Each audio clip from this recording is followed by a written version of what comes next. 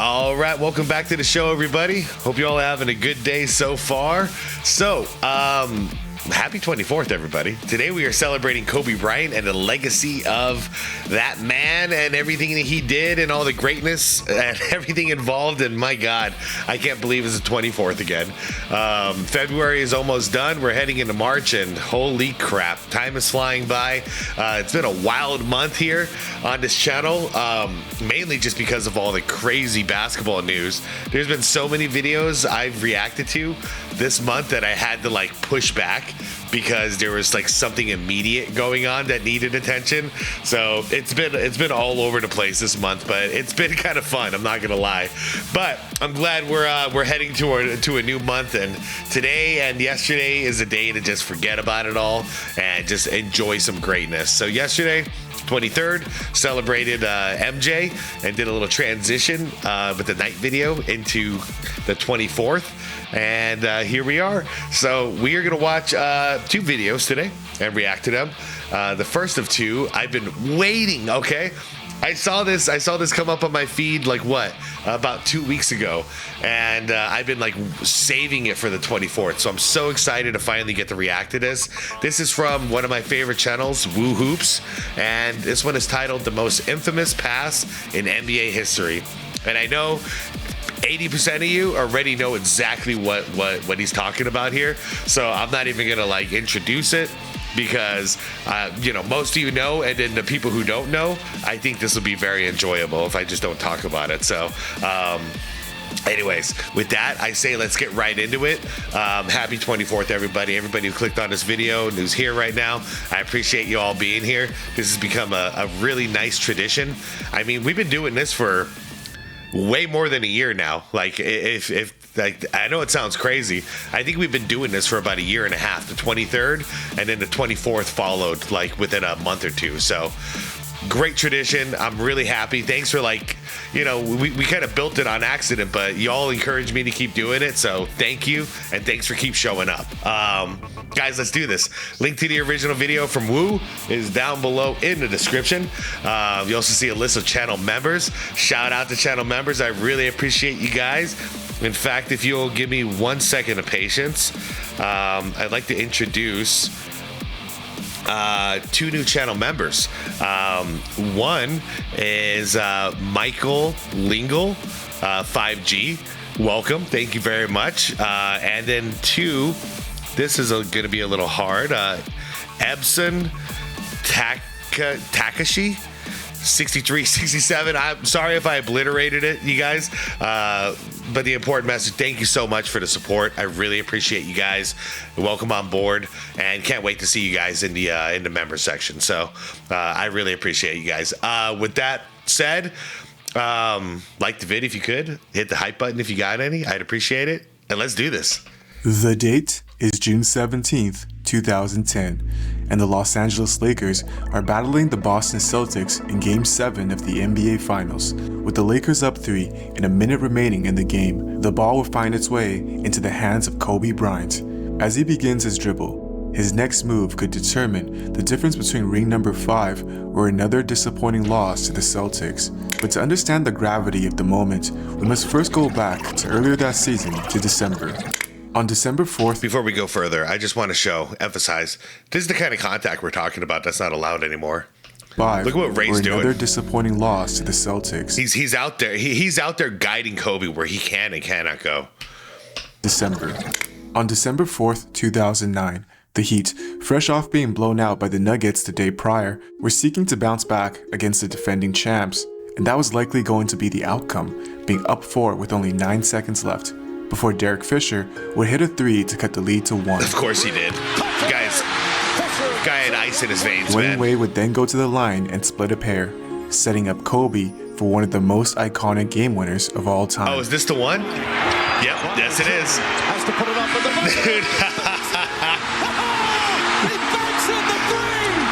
Kobe, dude, upon catching... Wait. Just watch this. Imagine you're Dwayne Wade, okay? And just look.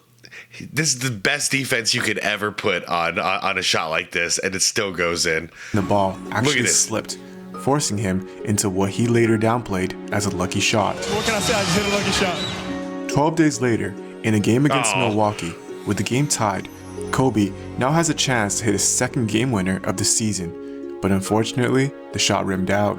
Now down 1 in overtime, Kobe, in Kobe fashion, decides to go back to the exact same move at the exact same spot he took the shot in regulation. Oh, wow. Ball away.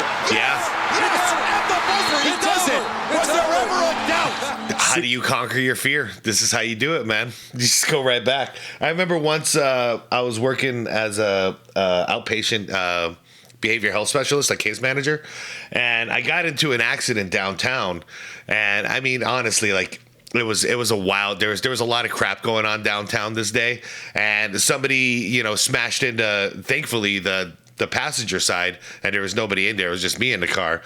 I gotta admit, for a couple days, I was starting to get like messed up every time I would go downtown, but it was a part of my job, like a regular part of my job. So I literally like took about 2 hours out of a day, and I just started driving through that same place over and over and over again until my brain got used to the idea that, hey, when we go through here, we're gonna be okay. 16 days later, on New Year's Day 2010, in a game against the Sacramento Kings, Ime Udoka would go to the line for a chance to put the game away with 4.8 seconds remaining.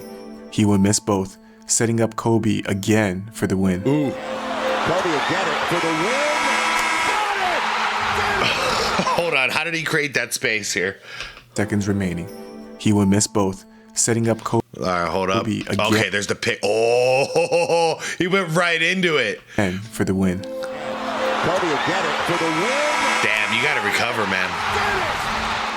This game winner was so impressive by the sheer fact of just how close it came to being waved off. Ooh. First, look at how close Kobe was to the out of bounds line. And second, the ball left his fingertips with only 1/10 of a second remaining. Damn, Now, I'm this wondering if his heels touched the out of bounds. game actually means a lot baseline. to me because it's one of the first games I ever bought off of iTunes.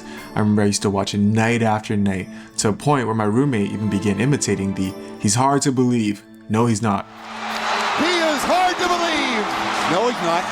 2 weeks later, while the Wait, I didn't know you could buy basketball games on iTunes back in the day. Lakers were in a dogfight with the Mavericks, this shot by Kobe broke the tie at 95. Kobe going up for the lead. Yes. Though this ultimately wasn't the game winner, this was the go-ahead shot that I felt deserves inclusion. A little over a week later, on January 24th, down 2 against Toronto, Kobe almost does it again, narrowly missing Yikes. this 38-footer at the buzzer. 7 days later, on the 31st of January, in the front end of a back-to-back in Boston, the Lakers would be down 3 with under a minute remaining. Ron Artest would hit this Ooh, big layup shot. to cut the lead to 1. Then, drawing this controversial offensive foul on Paul Pierce to give the Lakers the ball back, setting up Kobe for his 4th game winner of the season. Bryant leaves, falling away. Oh, wow, but that was a flat shot, too. It still drilled it. The following day, on February 1st, the Lakers find themselves again in a similar position in Memphis. Kobe would score 5 points in a row to bring the Lakers within 2. Gets the roll. It's so funny as a Suns fan and a Laker hater. Like I have such a different memory of this. Now it's exciting to watch these plays, but back when I was watching them live, it was like, no way you're gonna make that freaking goddamn, like over and over again. Like, no, but that's a terrible shot. Ah, damn it, because he keeps drilling these impossible shots. With just 21 Over seconds and remaining, over. Mike Conley would go to the free throw line and miss both shots. However, this that's time, big time. Kobe will make the right read off a double team, passing the ball to Ron Artest. No, it's going to be Artest at the buzzer. Oh man, I'm actually kind of surprised he didn't pass to his clutch partner over here. Passing the ball D to Ron Fish, Artest. like he had the open look. D Fish always hits it, but this is ironic. This is ironic that it works out this way. It's almost like he's preparing him for the finals, preparing him for the moment. Test. No, it's going to be Artest at the buzzer. Not close. And the Lakers. While disappointing, the Lakers would miraculously get a shot at redemption in Memphis a few weeks later. But before that, a quick word from today's sponsor. The sponsor of today's video is Kalshi. Kalshi again? Kalshi is the largest prediction market in the United States. You guys hear about the Super Bowl? The guy who put the bet in for that to be bet positive that there would be a streaker during the Super Bowl, and then he went in and he bought tickets front row, and he was the streaker, and he won the bet. Crazy story, man. Kalshi. I think it was Kalshi, or there's another one that's really popular, like Poly Market or something. You can actually trade on the outcome of real-world events, including football, basketball, and thousands of other events. Trade on your favorite team or players anywhere, anytime, legally in all 50 states, including California and Texas, and also more than 140 other countries. You could even trade on the Super Bowl. It's a smarter way to use your sports knowledge, actual event trading, where prices move with news, injuries, trade, performance, and public opinion. And what's cool is that you could always cash out early. Download the Kalshi app using the link in the description below and use my promo code WooHoops when you sign up to get a free $10 when you trade $10. Again, use the link in the description and use my promo code WooHoops to get started today. Thank you, Kalshi. Now, back to the video. On February 23rd, Kobe would get his redo. The Lakers would find themselves in the exact same situation in Memphis. Just like Conley the game prior, this time, OJ Mayo would choke 2 straight free throws with 19 seconds remaining. The difference this time, Kobe would not let a double team come as he shoots a catch and shoot jumper. OJ Mayo, he's got the pick, Nice. He's got the pop, the three, yes! That was in perfect To rhythm. notch his 5th game winner of the season. Speaking of redos, the final game winner of the season would come on March 9th against the Raptors. Kobe, who had missed his previous buzzer beater against Toronto, calmly does this. Ooh, that looks good. Oh, yeah. 1.9 to play! And what's That is most nice impressive arc. about this game winner is the Or arch. celebration, or the lack of. Just a man on a mission. This is what he does. This is who he has become. Mm-hmm. Now the Lakers will head into the playoffs as the number 1 seed in the West with Yeah.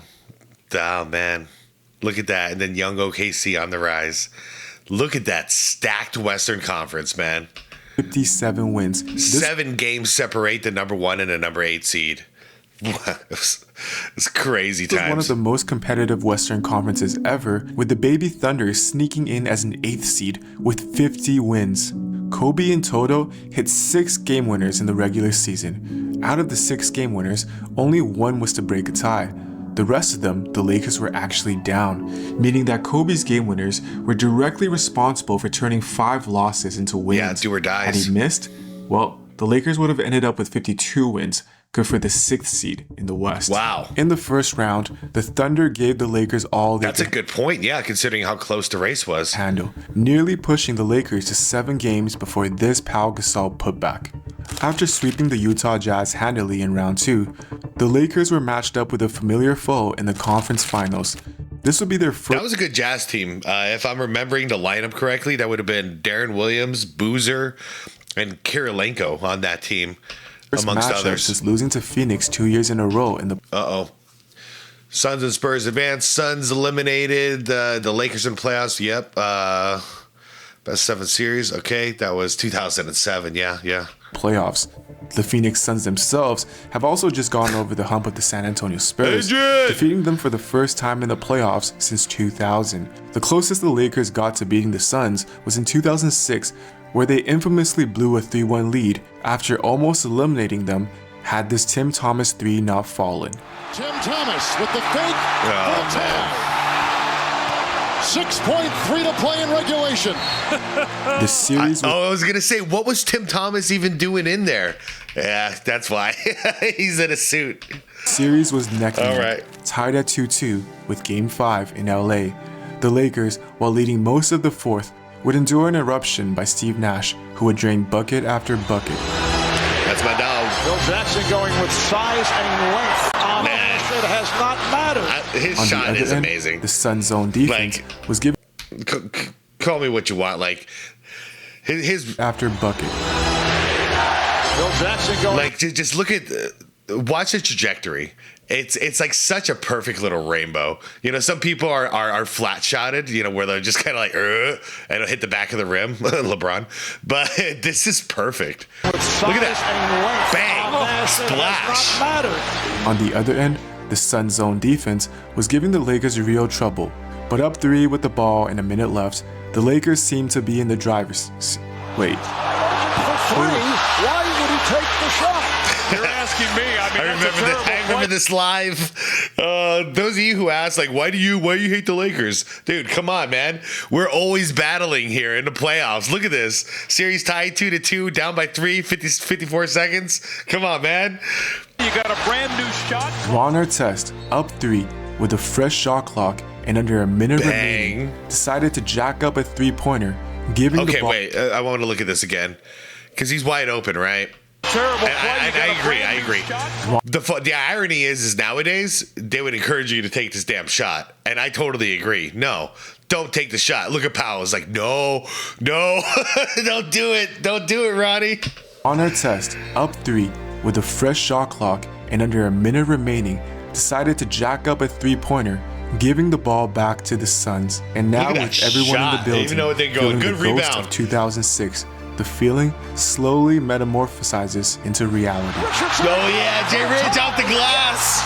He makes it home. But this time, just come on, Laker fans. I know there's a couple of you out there watching this video right now. There's gotta be. Come on, it's a Kobe video. You hated the Suns as much as the Suns hated the Lakers, right? Like the entire theme of the video is about redemption. Kobe, just like he did in 2006, would draw 2 defenders, put up a shot. However, unlike 2006, Ron Artest would be there. I don't want to watch this one. I don't like that one. I don't like that one. Kobe, in his post-game interview, despite instigation by Craig Sager to joke about Artest's brain fart, Bryant would instead take the high road. When he had a chance to run out the clock and put up the 3, do you think he just thought it hit the rim, or he just thought he was going to try to put the game away? No, I was thinking, he felt he had a good look and he took it. However, there's still... Props to him. I mean, props to him. Yeah, because he could have thrown him under the bus there, but it's a good thing he didn't, because you're going to need him. You're going to need him moving forward. Moment that Artest hasn't erased, when Kobe willingly passed up what could have been his 7th game winner of the season for an Artest 3. Which brings us to Game 7 of the 2010 NBA Finals. After a rock fight of a game, with the score hanging in the 70s in the closing minutes of the 4th quarter. Look at the score, by the way, 73-76, a minute 23 left. The biggest slugfest of a Game 7 I've ever witnessed is this right here.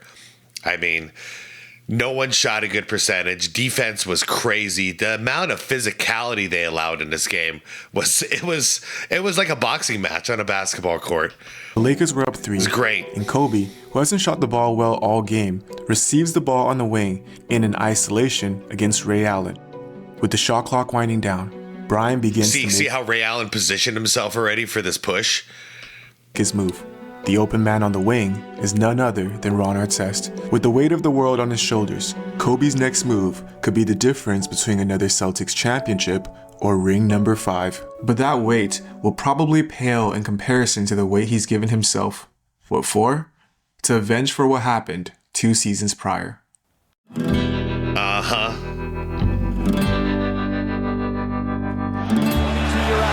The Boston Celtics are NBA champions once again. It ended up being pretty symbolic that, the Celtics got one and then the Lakers got one. The 2 times they went head to head with these lineups. It's like poetry, honestly.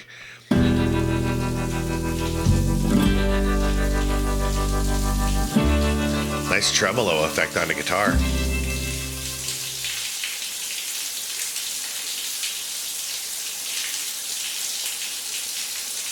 It was after we got beat by the Celtics, and I'm in the shower and I'm pissed. I'm like in the shower for like an hour, and I just hear, yo, go. He turns around like, who is touching me right now? And it was Ron Artest. And he says, this ain't gonna happen no more. I'm gonna come and I'm gonna help you, and we're gonna win. And this is not gonna happen. I'm gonna have your back. And I was like. Since that interaction, that is so cool, man. yeah.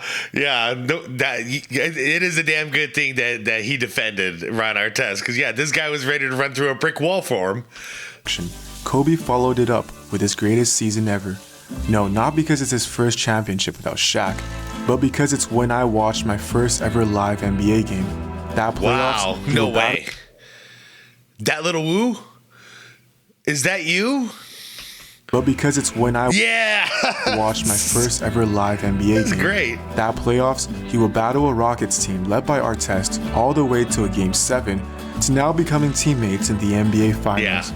Now with a championship on the line and a career's worth of game winners under his belt, Kobe would trust his team. Okay, so he was waiting for Rashid that whole time, huh?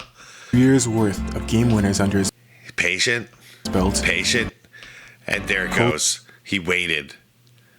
Brilliant. Now make your attack. Kobe would trust his teammate.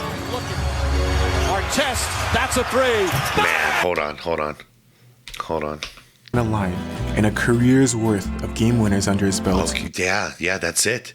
That's why he was waiting for it. You go here, we're wide open.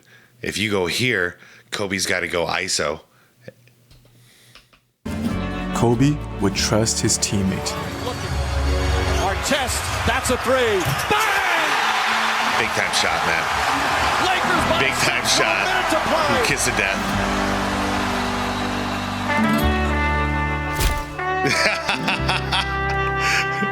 It's like you just finished a marathon, man. Congratulations. Shoot. Lost in the championship is the incredible season Kobe had to bring them there. What's simply amazing to me about the game winners are the diversity in the shots. From the right corner, right wing, top of the yard, That's crazy, that one. left wing, left corner. Yeah. All we remember as fans. He's doing a game of around the world with these. Makes. But what makes the makes so sweet are the misses that paved the way. You often hear the phrase, a game isn't decided by the final shot. Well, on a grander scale, a championship isn't decided by the final game. Thus, the 6 game winners that propelled them into this position as a whole are the foundations of this ring. One doesn't happen without the other. Through his career, Kobe Bryant has made hitting clutch shots look routine. Well, that's only partly true. As routine as it might have been for him, to us, sitting in front of our seats, every night, each shot felt just as magical as the last. While we may never see another Kobe Bryant, so be it. Let the memories live. Glad we got to see it, man. He is hard to believe. No, he's not. Amazing. No, he's not. A buzzer. Is there anybody more clutch? No, there's not. What a good way to end it.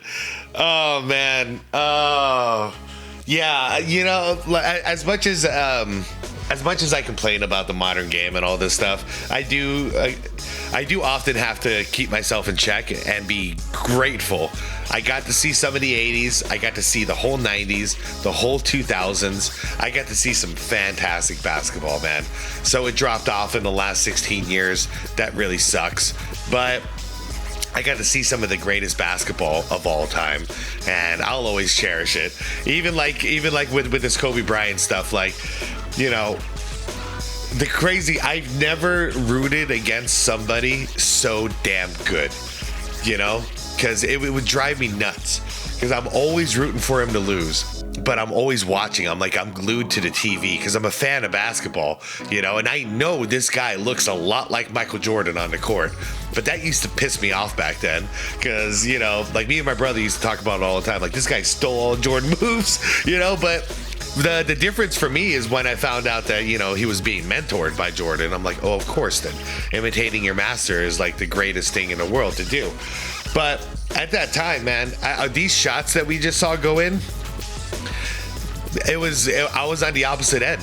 So I was going like, no, Kobe, don't do it. You know, or like you're up by 2 and there's like 4 seconds left, Lakers ball. I'd be like, oh, son of a bitch. You know, kind of how like people felt about Tom Brady.